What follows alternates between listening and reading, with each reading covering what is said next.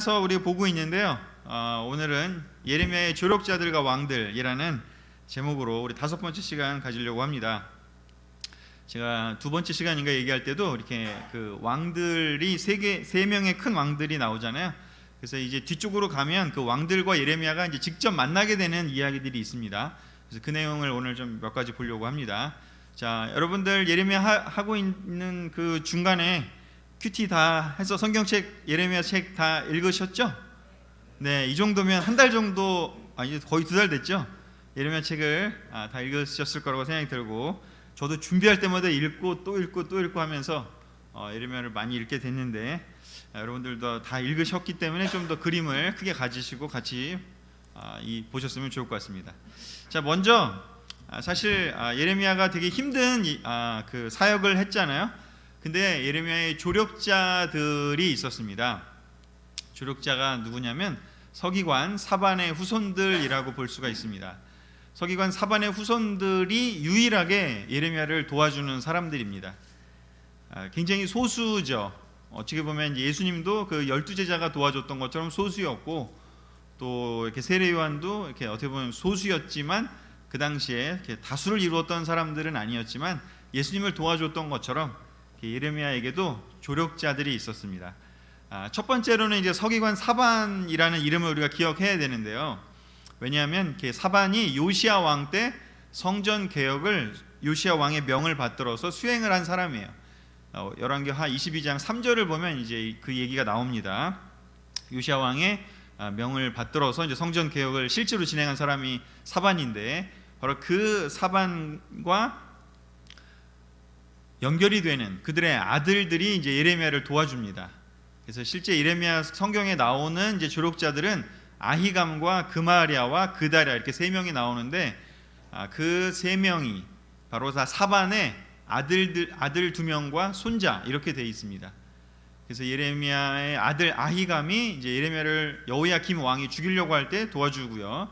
또 그마리아라고 하는 또 다른 아들이 이제 자기의 그 궁중에서 일했기 때문에 자기의 그 방에서 바룩을 통해서 그 예레미야의 예언을 이렇게 낭독하게 해줍니다. 그리고 마지막으로 이제 바빌로니아한테 이렇게 포로가 돼서 망하고 날 때 그 당시에 이제 총독이 되는 다 잡혀가고 총독이 되는 사람이 그다랴라는 사람인데, 바로 그 사람이 바로 사반의 손자이고 아히감의 아들 이렇게 됩니다. 그래서 이런 그 사반의 후손들이 이렇게 예레미야를 도와줬다라는 것을 좀 기억해서 보시면 조금 볼 때 이게 이런 맥락에서 이 사람들이 예레미야를 돕구나, 이런 거를 볼 수가 있고요.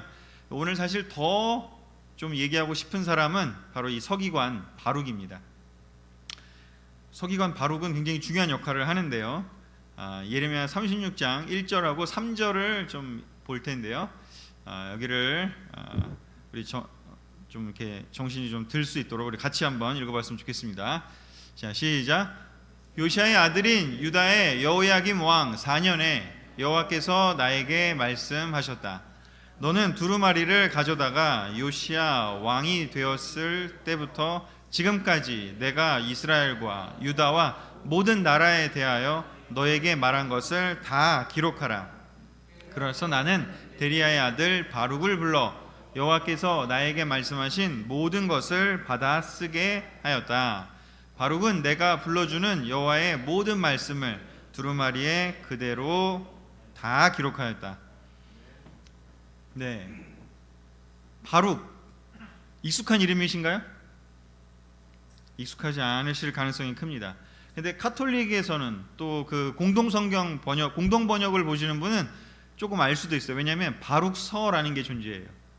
그 이제 그 카톨릭 성경에 이제 우리 개신교에서는 그걸 외경이라고 부르는데, 뭐 지혜서나 집회서나 뭐 이런 책들이 뭐 마카베오 상하 이런 책들이 이제 외경이지만 그지만 카톨릭에서는 그것을 이제 정경에 포함시켜서 넣었는데, 그 안에 바룩서가 존재하는데 바로 그 바룩이 이 예레미야에 나오는 이 바룩입니다. 이 바룩을 바로 누구냐 하면 바로 예레미야가 하나님한테 들은 말을 실제로 기록하는 사람이에요. 실제로 기록을 바룩이 합니다. 우리 신약 성경에도 보면 바울이 편지를 되게 많이 쓰잖아요. 근데 편지를 바룩이 자기가 다 직접 쓰나요, 바울이? 아니거든요. 거기에 보면 이렇게 소스데네나 아니면 뭐 이렇게 옆에 따로 더디오나 이런 사람들이 이렇게 대피를 합니다. 그게 이제 옛날 이 시대에는 어떤 관행 같은 거거든요. 그래서 이렇게 대신 적어주게 됩니다. 그래서 예레미야의 조력을 받아서 이렇게 바룩의 조력을 받아서 예레미야가 하나님이 명령을 이렇게 기록하라고 하십니다. 하나님이 사실 이렇게 기록하라고 왜 했을까 생각해 보면 이제 우리를 위해서, 후대 사람이 우리를 위해서 기록하라고도 할 수 있고요. 또 한 가지는 사실 이 당시의 사람들은 예레미야의 말을 다 그대로 받아들이거나 이렇게 순종하지 않을 가능성이 크기 때문에 나중에 이 말이 정말 그대로 이루어지는지를 확인하려면 뭐 기록이 남아 있어야 될 거 아니겠습니까? 실제로 이제 하나냐 같은 그런 사람이 이제 엉뚱한 예언을 하죠. 자기도 하나님한테 말씀을 받았다 그러면서 예루살렘은 아무 문제 없을 거야, 바빌로니아 망할 거야, 뭐 이런 얘기 하는데, 그때 이제 예레미야가 얘기를 할 때 이게 나중에 이 기록을 통해서 증명이 될 것이다, 이제 그런 얘기를 하게 됩니다. 바로 이렇게 해서 서기관 바룩을 통해서 기록을 하게 했고, 그 기록을 이제 낭독하고 예레미야가 한 번 말하고 끝난 게 아니라 이렇게 기록을 남겼기 때문에 그걸 여러 번 이제 아까도 그다리안가요? 그 방에서 이렇게 선포했다고 한 것처럼 그렇게 얘기하게 됩니다. 그래서 이렇게 예레미야가 혼자 하지 않았고요. 이렇게 조력자가 되게 중요합니다. 우리가 하나님 일을 할 때 꼭 이렇게 함께하는 게 되게 중요해요. 예수님도 그렇지 않습니까? 베드로를 혼자 보냈나요? 둘씩 셋씩 짝지어서 이렇게 요한과 함께 가게, 야고보와 함께 가게, 안드레와 함께 가게 했습니다. 항상 보면 이렇게 모세에게는 아론을 주셨고, 다윗에게는 요나단을 주셨고, 또 예레미야에게는 바룩을 주셨습니다. 항상 이렇게 친구들과 함께 일할 수 있도록 했습니다. 이것은 너무나 놀라운 포인트이기도 하고요. 또 우리에게도 시사하는 바가 큽니다. 이렇게 혼자만 그냥 너무 거룩하고 너무나 모든 게 내 생각은 다 옳아, 그것이 어떤 면에서는 성경에서 보여주는 그런 모습이기보다는 우리는 옆에 있는 사람들과 조력자들과 함께 하나님의 일을 하기를 하나님은 원하셨고, 그런 사람들 우리에게 보내주셨습니다. 우리 옆에 계신 분들이 바로 이렇게 여러분들의 다 조력자입니다. 너무나 놀라운 조력자가 옆에 있습니다. 우리 옆에 계신 조력자분들에게 나의 조력자가 되어주어서 감사하다고 우리 이렇게 잠깐 표현하도록 하겠습니다. 네, 우리 온라인에 계신 분들도 우리 혹시 옆에 같이 누가 있으시다면 함께 얘기하면 좋을 것 같습니다. 이 조력자 개념을 우리가 잘 이해하는 거 정말 중요하고요. 굉장히 성경적인 이야기입니다. 우리가 이렇게 혼자서 막 어떤 생각들이 발전될 때 옆에 있는 사람들하고 나누고, 너는 어떻게 생각하니? 한번 이렇게 들어보고, 그건 좀 너무 놀라운 아이디어야, 어떻게 그런 생각을 했니? 그런 얘기를 맨날 들으면 좋지만 항상 그렇지는 않지 않습니까? 나의 혼자 하는 생각이 어떤 면에서 하나님의 뜻과 맞을 때도 있지만 조금 이렇게 지나칠 수도 있고, 조금 뭔가 핀트가 어긋날 수도 있잖아요. 그때 이렇게 옆에 있는 우리의 조력자들, 친구들이 그건 좀 요런 생각이 드네, 들어보니 하면서 이렇게 대화를 나누면서 함께 갈 수 있다는 것은 너무나 중요한 일이라는 생각이 듭니다. 그래서 오늘의 이렇게 제목이 바로 조력자와 바로 이렇게 대적자, 이런 개념인데요. 조력자와 왕들이라는 이름으로도 했지만, 이렇게 조력자가, 예레미야의 조력자가 있었음을 살펴보는 것 또한 매우 중요하다. 이렇게 제가 지난번에 얘기할 때 예레미야가 굉장히 어린 나이에 이렇게 하나님께 부름 받아서 많은 일을 하면서, 어려운 일을 하면서 막 중간에 나 못하겠어요, 왜 이렇게 나한테 이렇게 힘들게 하세요, 뭐 이런 얘기를 하면서 이렇게 성장해 갔다고 말씀을 드렸잖아요. 근데 시간이 지나면서 예레미야가 그런 하나님과 대화를 통해서 성장한 것도 있지만, 시간이 지나면서 혼자가 아니라 이렇게 함께 일할 줄 알게 되면서 성장해 갔기 때문에 그 뒤에는 그렇게 힘든 이야기보다는 담대하게 하나님 말씀을 전하는 상태로 변해갔다라는 것 또한 알 수가 있습니다. 그래서 여러분들에게도 말씀드리고 싶은 것은 바로 예레미야가 조력자들과 함께 일했던 것처럼 우리 또한 요즘 이 시대에 이렇게 혼자가 아니라 이렇게 함께 일할 줄 알고, 이렇게 함께 조력을 받으면서 또 누군가를 내가 조력을 하면서 이렇게 하나님 일을 하는 것은 매우 중요하다, 그런 이야기를 좀 드리고 싶습니다. 자, 그런데 바룩을 통해서 이렇게 두루마리를 만들게 하나님이 하셨는데, 이 대적자 중에 한 명인 이 여호야김 왕은 이 사실을 알게 됐을 때 어떻게 반응하는지가 또 이 예레미야서에 나오게 됩니다. 우리 36장 21절과 23절 4절 또 26절을 제가 적어왔는데요. 같이 한번 읽어보겠습니다. 시작. 왕이 여후디를 보내 그 두루마리를 가져오게 하자 여후디가 서기관 엘리사마의 방에서 그것을 가져다가 왕과 그 주위에 둘러선 모든 대신들에게 낭독하였다. 여후디가 3편, 4편을 읽어나갈 때마다 왕은 작은 칼로 그것을 계속 잘라서 화로에 던져 넣어 결국 두루마리 전체를 다 태워버렸다. 왕과 그의 신하들은 이 모든 말을 듣고도 두려워하거나 조금도 뉘우치는 기색이 없었다. 오히려 그의 아들 여라무엘과 아스리엘의 아들 스라야와 압디야의 아들 셀레미야에게 서기관 바룩과 나 예레미야를 잡으라고 명령하였다. 조력자들은 정말 열심히 예레미야가 하나님한테 받은 것들을 적고, 사실 지금 시대처럼 그냥 이렇게 뭐 볼펜 갖고 와갖고 그냥 이렇게 야 불러봐 그래갖고 이렇게 적거나 타이핑하거나 이렇게 쉬운 시대가 아니잖아요.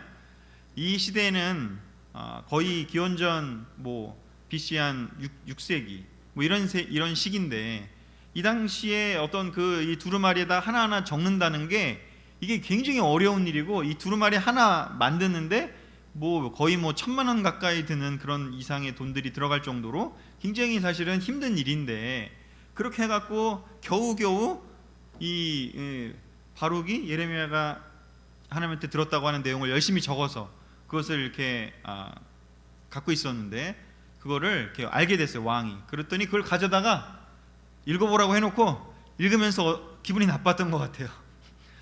아니 뭐라고? 우리가 망한다고? 하면서 열이 받고 기분이 나빠서 그것을 읽어나갈 때마다 두루마리를 칼로 잘라가지고 화로에 던져 넣었어요. 한번 상상을 해보세요. 여호야김 왕이 한번 얼굴을 한번 상상해 보세요. 어떤 얼굴일까? 표정은 어떨까? 똥 씹은 얼굴이지 않을까? 정말 뭔가 기분 나쁜 얼굴이지 않을까? 이게 두려워하거나 조금도 뉘우치는, 하나님의 말씀이라고 이야기를 거기에 분명히 적혀져 있고 그렇게 이야기했지만, 그들은 그 여호야김 왕과 그의 신하들은 두려워하거나 뉘우치는 기색이 없고, 오히려 그걸 다 없애버리고 그것이 전달되지 않게 하려고 하고 사람들에게 알려지기를 거부하고, 그리고 심지어 바룩과 예레미야를 이렇게 붙잡으라고 이렇게 명령까지 내렸습니다. 이 적대자들의 반응은 하나님 말씀을 이렇게 소중히 여기지 않고 함부로 대하는 그런 모습을 보이고 있습니다. 근데 이것에 대해서 하나님은 어떻게 그러면 다시 이야기를 하시는지, 예레미야 36장 27절 28절을 보면 이렇게 말씀하고 계십니다. 내가 불러준 대로 바룩이 기록한 두루마리의 말씀을 왕이 불사른 후에 여호와께서 나에게 말씀하셨다. 너는 다른 두루마리를 가져다가 유다 왕 여호야김이 불사른 그 첫 두루마리에 기록된 모든 말을 다시 기록하라. 하나님은 예레미야가 그렇게 해버린 것에 대해서 아시게 되고는 다시 기록하라고 이야기하고, 지금 우리에게 남겨져 있는 바로 이 예레미야서의 내용은 바로 이 두 번째 기록된 그 내용입니다. 바룩이 열심히 기록을 했고 이제 이것을 잘 보관했고 또 우리에게 전수해 줬기 때문에 우리에게 내려온 것이죠. 실제로 예레미야서지만 기록은 누가 했다고요? 바룩이 했습니다. 많은 성경책들이 그렇게 기록이 되어 있습니다. 전혀 문제가 될 것은 없고요.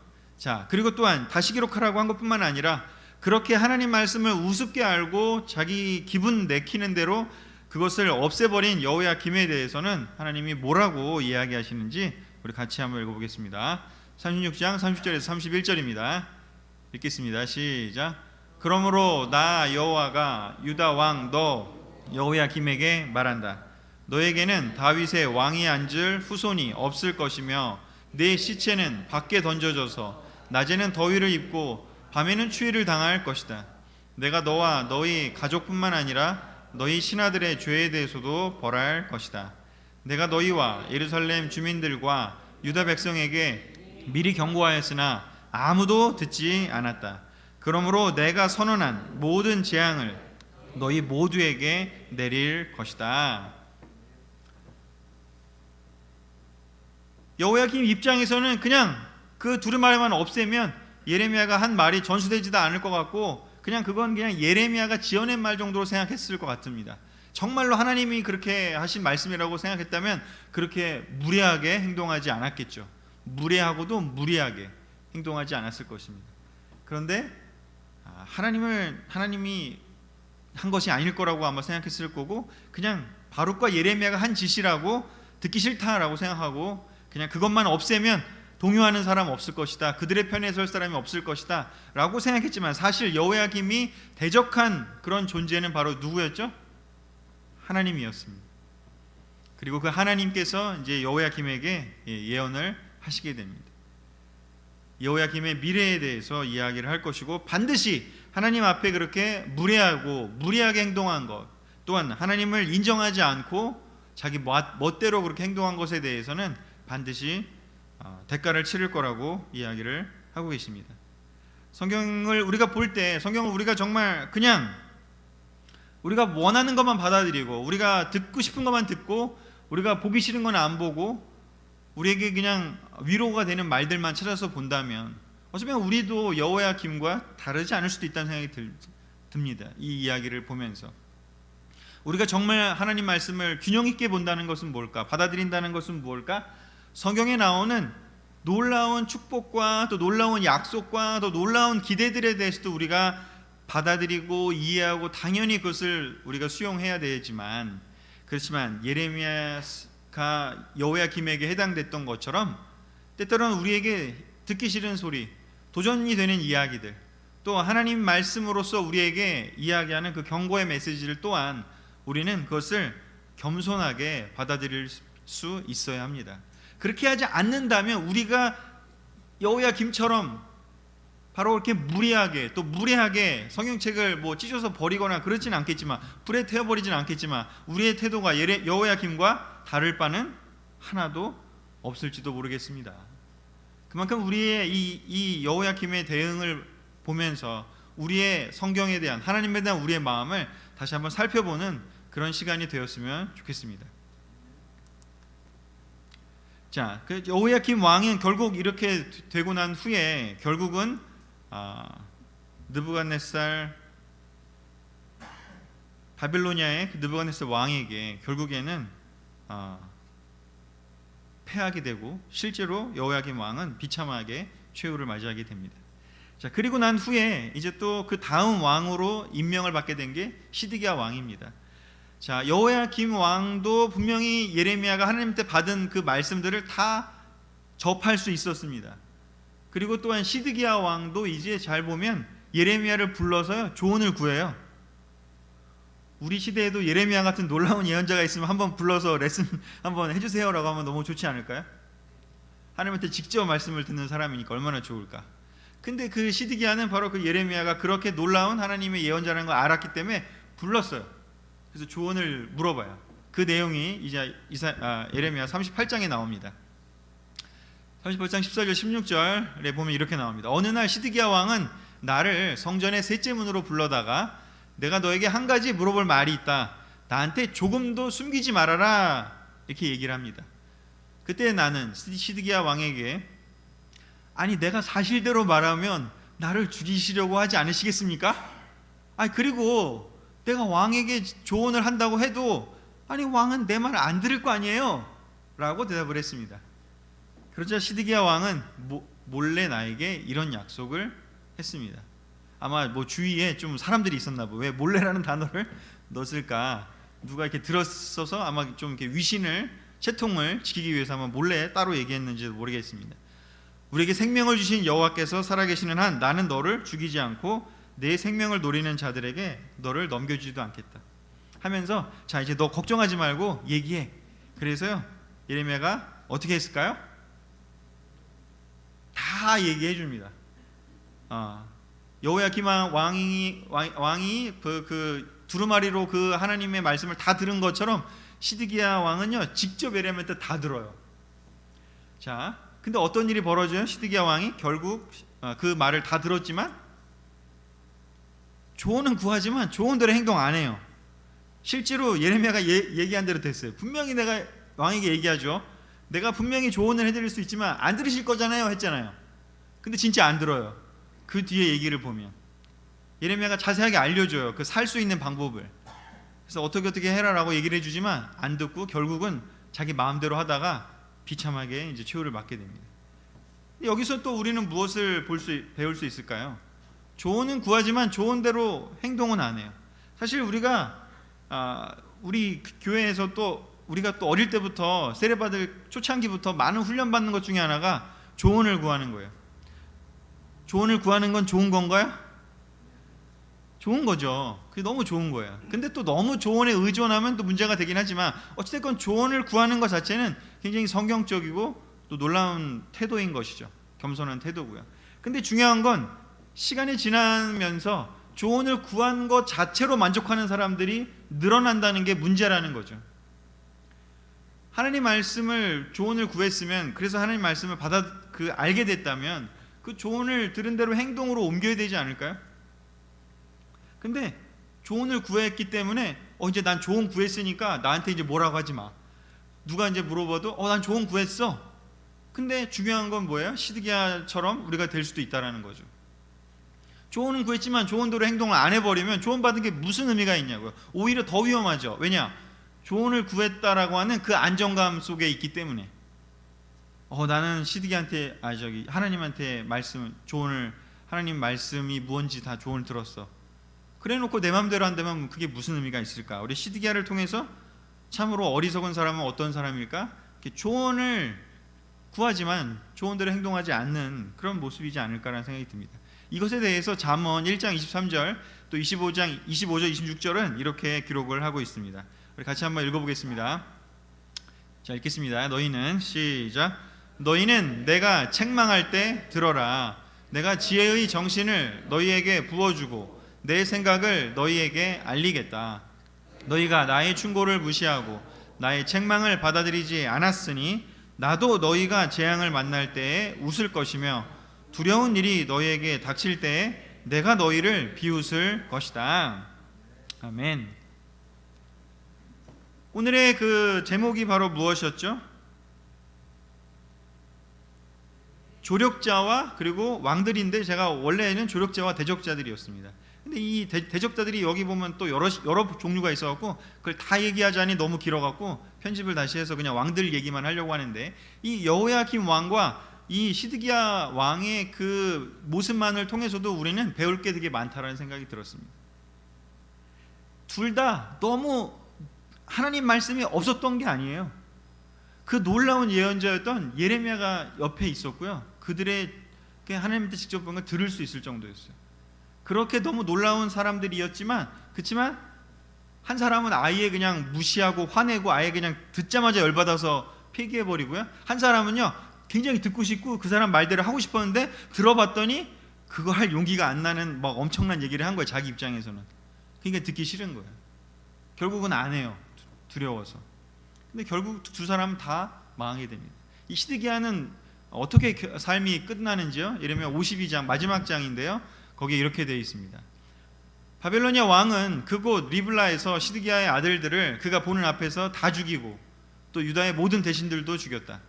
그러고서 그는 시드기야의 두 눈을 뽑고 쇠사슬로 그를 묶어 바벨로니아로 끌고 가서 죽을 때까지 그를 감옥에 가두어 두었다. 예레미야가 시킨 대로 했으면 아마 이 모습을 보지는 이런 일은 벌어지지 않았을 것입니다. 그런데 그렇게 하지 않았고 결국 그는 아들들이 죽임을 당하는 것을 눈으로 보고 또 자기와 함께 했던 친구들이 죽는 것도 봤고요. 그리고 나서는 눈이 뽑힌 다음에 오히려 쇠사슬로 끌려가서 죽을 때까지 고통 속에 살게 됩니다. 조언을 들었지만, 하나님의 말씀을 들었지만 하나님 말씀대로 순종하지 않은 그 결과는 이렇게 비참하고 처참한 결과를 낳게 되었습니다. 이 이야기는 사실 시간대로 보면 몇 년이라고 하는 꽤 긴 시간의 이야기를 좀 보여드린 거지만, 우리 입장에서도 우리가 어떤 일들을 영적인 우리의 삶에 어떤 결정을 해야 되고 뭔가 판단해야 되고 할 때 우리가 그 일들을 영적으로 반응하지 않고 성경적으로 해결하지 않았을 때 시간이 흘러서 어떤 일이 벌어질지는 좀 시간이 흐른 뒤의 얘기니까 막상 보고 싶지 않을 수도 있을지 모르겠습니다. 이 여호야김 왕과 시드기야 왕은 도대체 왜 예레미야를 조력자로 둘 수도 있었는데 그 사반의 아들들처럼 또는 바룩처럼 예레미야를 조언자로 두고 히스기야가 이사야를 그렇게 했던 것처럼 조력자로 두고 함께 일을 했더라면 얼마나 놀라운 자기의 삶에 있어서의 변화를, 기적을 맛봤을 수 있을까. 그러나 이 두 왕은 그렇게 하지 않았습니다. 왜 그렇게 하지 않았을까? 그냥 제가 읽으면서 느낀 세 가지만 좀 적어왔는데요. 뭐 더 있을 수도 있고 이게 아닐 수도 있겠지만 그냥 저는 이렇게 생각이 들었습니다. 첫 번째는요, 하나님에 대한 자기 확신이 없었던 것 같아요.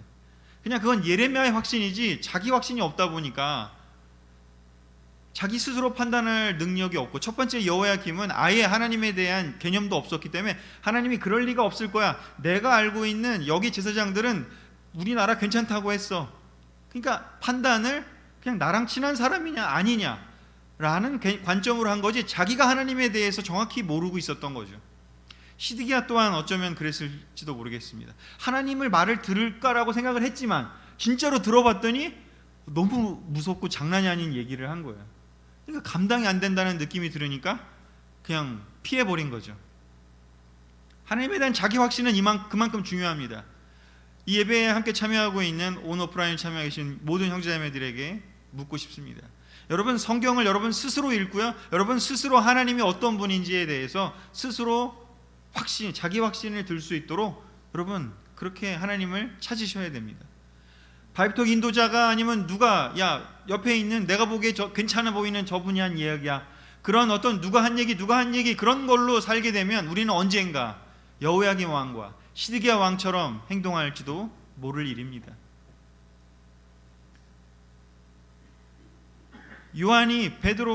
베드로가 사도 요한에 대해서 요한은 어떻게 될까요? 라고 했을 때 예수님 뭐라고 얘기하시죠?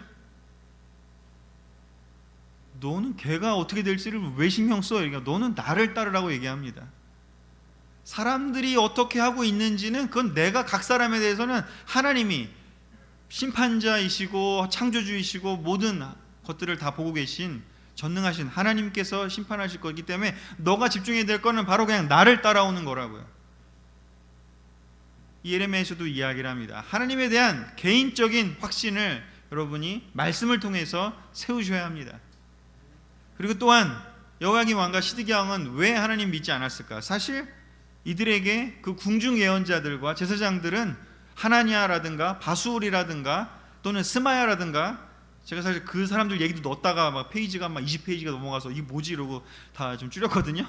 너무 많아갖고 대적자들을 다 나열하다 보니까. 한번 여러분이 예레미야 읽으셨다니까요. 이 왕들도 문제지만 사실은 그 자기 마음대로 하나님한테 들은 게 아니라 자기 마음대로 예언한 그 대신에 듣기 좋은 이야기, 평안하다 왕이시여 괜찮을 거예요, 괜찮아요, 걱정하지 마세요, 다 잘 될 거예요, 그런 이야기만 하는 그 듣기 좋은 말을 해주는, 진짜 하나님의 쓴소리가 아니라 내가 듣고 싶은 그냥 그 듣기 좋은 말을 이들은 선택을 했습니다. 그리고 그 결과는 아까 보시다시피 비참한 최후였습니다. 그리고 세 번째는요, 두려움 때문에 옳은 결정을 못했습니다. 왜냐하면 예레미야가 여호야김 왕과 시드기야 왕에게 전달한 하나님 말씀은 무엇이었는지, 너가 잘못했다고, 이제 회개하라고, 너가 잘못을 인정하고 그리고 회개하라는 이야기였습니다. 그리고 하나님 말씀에 순종하라고요. 근데 그런 모습을 보이게 되는 것에 대해서, 자기가 위신이 떨어질 것에 대해서 너무 두려웠습니다. 마치 사울이 백성들 앞에서 자기를 왕으로서 인정해달라고 이야기한 것처럼, 자기의 위신이 떨어질까봐 그 두려움, 눈앞에 보이는 그 두려움 때문에 정말 두려워야 될 그 마지막 바빌로니아의 그 심판, 하나님이 만들어 놓으신 그 심판은 보지 못했습니다. 진짜 우리가 두려워할 것을 보지 못하면요, 세상이 주는 두려움, 사탄이 주는 두려움이 더 커 보이게 되기 때문에 옳은 결정을 할 수가 없습니다. 왜 성경에서 그렇게 하나님을 두려운 마음으로 경외하라고 할까?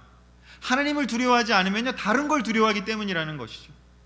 우리의 삶에 올바른 결정을 하기 위해서라도 우리는 하나님을 두려워한다면, 올바르게 하나님을 두려워한다면 다른 것이 그렇게 무섭지 않고 그렇게 두렵지 않을 겁니다. 그 작은, 좀 나를 꺾어야 되는, 좀 내 자존심 상하는 것, 또는 좀 뭔가 이거는 힘들 것 같은 그 느낌, 하지만 그것을 내려놓고 할 수 있게 된다면 우리는 옳은 결정을 할 수 있게 됩니다. 왜 이렇게 이 두 왕을 포함해서 그 당시에 많은 사람들은 결국은 예레미야가 아니라 다른 거짓 예언자들에게 끌렸습니다. 그러나 이거는 어찌됐건 예레미야 시대만 있는 일이 아니라 예수님 시대에도 그랬고요. 그리고 바울이 활동했던 그 초대교회가 생기던 시대에도 거짓 예언자들 때문에 초대교회는 우리가 되게 이상적으로 생각하는 그 초대교회조차도 엄청난 분란 속에서 그 힘든 상황들을 극복해 가면서 성장해 갈 수밖에 없었습니다. 요즘은 안 그렇습니까? 요즘은 똑같습니다. 늘 반복이 됩니다. 역사는. 그것에 대해서 바울은 디모데에게 이렇게 이야기를 했습니다. 거짓 예언자들한테 끌리는 이유를 설명하고 그것을 극복할 수 있는 또 비결을 이야기를 했습니다. 그 이유는 바로 4장 3절, 디모데후서 4장 3절에서 이렇게 말하고 있습니다. 같이 읽겠습니다. 시작. 사람들이 바른 교훈을 듣지 않고 오히려 자기 욕심을 따를 것이며 자기들의 귀를 즐겁게 하는 교사들의 말을 들으려고 그들에게 모여들 때가 올 것입니다. 그들은 진리를 외면하고 쓸데없는 이야기에 귀를 기울일 것입니다. 아멘. 바울도 명확하게 설명하고 있습니다. 사람들이 하나님의 말씀을 바른 교훈인 줄 알면서 따르지 않는 것은 바로 자기 욕심 때문이라고요. 자기 두려움 때문이고 자기 욕심 때문이라고요. 자기의 귀를 즐겁게 하는 그 사람들의 말을 들으려고 그들한테 모여들 거라고요. 그 결과는 뭐예요? 진리를 외면하는 것이고요. 오히려 쓸데없는 이야기에 귀를 기울일 거라고요. 더 적어오진 않았지만 베드로서나 또 다른 곳에 뭐라고 얘기합니까? 사탄이 오히려 천사를 가장해서 그렇게 이야기한다고요. 그러하기에 우리는 더욱더 우리 각자가 정말 하나님 말, 이것이 천사를 가장한 하나님 말씀인 것을 가장한 그런 거짓 예언인지 아닌지를 구별할 수 있어야 되고 그것들을 판단해낼 수 있어야 한다고 오히려 이야기를 합니다. 한두 번 속으면 속을 수 있지만 계속해서 속는다면 그것은 우리의 책임이 될 수밖에 없습니다. 여호야김과 시드기야도 결국은 예레미야를 선택하기보다는 자기들의 귀를 즐겁게 해준 그들의 말을 들었기 때문에 결국 파멸할 수밖에 없었습니다. 마지막 정리하도록 하겠습니다. 오늘 레슨. 오늘 예레미야의 조력자와 예레미야의 대적자들, 그 중에 왕들만 봤는데요. 우리는 바로 성경의 조력자가 될 것인지, 예수님의 조력자가 될 것인지, 또는 하나님의 조력자가 될 것인지, 아니면 반대자, 대적자가 될지를 결정해야 되는 매일매일의 삶을 살고 있습니다. 예레미야 29장은 우리가 너무나 많이 사용하는 구절이고 성경에 우리 성경 공부할 때 거의 처음 공부하거나 또는 뭐 하나님 찾는 부분 이야기할 때 빼놓지 않고 보는 구절이죠. 우리 너무 중요한, 너무 좋아하는 구절인데요. 우리는 보통 11절부터 읽기 시작합니다. 그러나 저는 10절부터 오늘 읽기를 원합니다. 29장 10절부터 우리가 한번 읽어보도록 하겠습니다. 시작. 여호와께서 다시 말씀하셨습니다. 바빌로니아에서 70년의 포로 생활이 끝나면 내가 너희를 돌아보고 나의 선한 약속을 이행하여 너희를 이곳으로 돌아오게 하겠다. 너희를 위한 나의 계획은 내가 알고 있다. 그것은 너희에게 재앙을 주려는 것이 아니라 번영을 주고 너희에게 미래와 희망을 주려는 계획이다. 그때에는 너희가 나에게 와서 부르짖고 기도할 것이며 나는 너희 기도를 들어줄 것이다. 너희가 진심으로 나를 찾고 구하면 나를 만날 것이다. 아멘.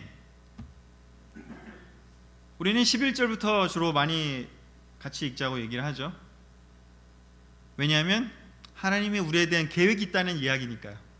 또 우리에게 미래를 주겠다, 번영과 희망을 주겠다라는 이야기를 사람들에게 들려주고 싶어합니다. 너무 필요한 이야기죠. 그런데 그 이야기에 반응하는 사람들은 어떤 사람인지요? 앞에 10절에 힌트가 있습니다. 정말 바빌로니아에서 70년의 포로 생활이 끝나면이라는 조건이 붙어 있습니다. 그 계획을 알게 될 것은 너희가 70년의 포로 생활을 한 뒤에 이제 내 계획이 시작될 거라고 이야기합니다. 미래와 희망은요 그냥 오는 게 아니라요 포로 시기를 겪은 후에 온다라고 이야기를 합니다. 우리가 성경부할 때 이 구절에 반응하고 성경부를 끝까지 하는 사람들은 대체로 다 누구죠? 삶에서 70년의 포로 생활과 같은 그런 어떤 상한 마음, 그런 어떤 낮은 마음, 낮아진 마음, 정말 가난한 마음, 그런 사람들이 결국은 이 하나님 말씀을 자기 것으로 올바르게 받아들입니다. 예레미야는 끊임없이 이야기했습니다. 사람들에게요. 저기 지금 위험이 오니까 하나님 말씀을 듣고 지금 회개해야 된다고요. 요시야 때도 얘기했습니다. 여호야김 때도 얘기했습니다. 아직 시간이 있었으니까요. 하지만 듣지 않았습니다. 시드기야 때는 이제 포기합니다. 그렇지만 포기하지만 이제 다른 이야기를 해줍니다. 바빌로니아의 포로를 잘 견뎌내라고. 그리고 70년이라는 시간을 그렇게 힘들겠지만 그걸 부딪혀야 한다고, 감당해야 한다고요. 아마 요시야 때 들었더라면 70년이라는 시간을 겪지 않았을 거예요. 우리가 회개를 늦게 하면 늦게 할수록 어떤 일이 벌어지는지요? 그 대가는 점점 커져가는 것이죠. 그렇지만 이 시점에서는 이미 돌이킬 수 없기 때문에 우리는 계획, 미래와 번영과 희망을 너무 중요하고 그걸 너무 좋아하지만, 그렇지만 우리가 겪어야 될 것들을 겪겠다라고 하는 그 굳은 결심이 먼저라는 것을 기억했으면 좋겠습니다. 70년의 포로 생활에 해당되는 우리의 삶에서 뭐 그 정도까지 되진 않겠지만 우리 삶에서 우리가 겪은 어떤 대가가 있을지도 모르겠습니다. 우리 교회도 마찬가지죠. 우리 교회가 잘못한 것들이 있다면요, 우리는 대가를 치러야 됩니다. 결심해야 됩니다. 그 대가를 치르기로 결심합시다. 왜 이 모양이에요? 나는 이제 아무것도 안 할 거예요. 나는 실망했어요. 나는 이제 그냥 교회가 싫어요. 하나님도 싫고 우리 교회도 싫고 뭐 다 싫어요. 그게 해법이 아니지 않습니까? 예레미야 뭐라고 얘기합니까? 대가를 치르자고요. 부딪히자고요. 진정한 회개는요, 대가를 치르는 데서 시작한다고요. 대가를 치르려는 마음을 가질 때 시작한다고요. 그렇게 겸손하게요, 인정하는 것에서부터요. 함께 치르자고요. 어쩌면 포로로 끌려간 사람 중에 나는 너무 억울해, 나는 그냥 잘 하나님 말씀대로 했고 나는 왕도 아니었고 권력자도 아니었다. 그때 우리 공동체라는 건 그런 게 아니지 않습니까? 교회가 아프면요, 우리 모두가 아픕니다. 내가 아무리 잘 해왔더라도요. 하지만 함께 대가를 치르고 다시 돌아올 때 하나님은요, 그렇게 끝까지 견뎌내고 인정하고 대가를 치르는 사람들에게 희망을, 진정한 희망을 제시해 주셨습니다. 그리고 그렇게 하려는 사람들은 결국 진심으로 하나님을 찾고 구하게 되었고 다시 만났습니다. 희망은요, 포로 시기를 겪은 후에 약속되어 있는 것이지, 희망은 항상 약속되어 있다, 도 맞는 말이지만 그 항상이라는 말에 우리는 대가를 치르고 싶어 하지 않고 그냥 좋은 열매만 얻고 싶어 합니다. 교회가 성장하고 싶으십니까? 교회가 변화하고 싶으십니까? 여러분 이제 대가를 함께 치러야 됩니다. 여러분의 가정은 어떠십니까? 여러분의 바이블통은 어떠십니까? 여러분 개인은 어떠십니까? 잘못한 게 있다면요, 드러내시고 인정하시고 대가를 치르시고 다시 나오시기를 예레미야는 이야기하고 있습니다. 우리 모두에게 미래와 희망이 여전히 있습니다. 근데 그 전에 우리가 들어야 될 이야기가 또한 있음을 오늘 예레미야를 통해서 기억하셨으면 좋겠습니다. 우리 이 마지막 예레미야 29장을 마지막으로 오늘 말씀 마치겠습니다. 아멘.